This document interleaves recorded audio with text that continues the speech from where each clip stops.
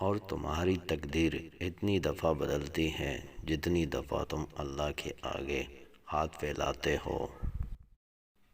اپنی خوشی کے لیے کسی دوسرے کی خوشی حق میں مت ملاؤ، تمہاری وہ خوشی بیکار ہے جس کے پیچھے کسی کے آنسو ہوں۔ مصیبت کے وقت بھی مطمئن نظر آؤ اور مشکلات کے باوجود خوش باش رہو۔ سب سے بہترین ہجرت گناہوں سے نیکی کی طرف ہے۔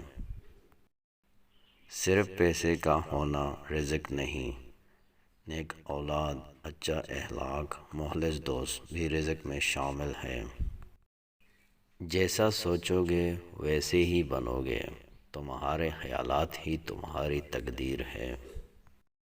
حضرت علی رضی اللہ تعالیٰ عنہ سے کسی نے پوچھا، اگر کوئی اپنا ہی بھول جائے تو کیا کیا جائے؟ فرمایا، کوئی اپنا ہو تو وہ کبھی نہیں بھولتا، اور وہ بھول جائے تو وہ اپنا نہیں ہوتا۔ نصیحت دوسروں کے حال پر غور کرنے سے حاصل ہوتی ہے۔ تم کسی کے ساتھ بھلائی کرو اور تمہیں اس کا بدلہ برائی کی صورت میں ملے تو سمجھ لو کہ تمہاری نیکی قبول ہو گئی۔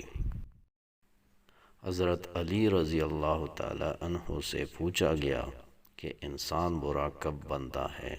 فرمایا، جب وہ اپنے آپ کو دوسروں سے اچھا سمجھنے لگے۔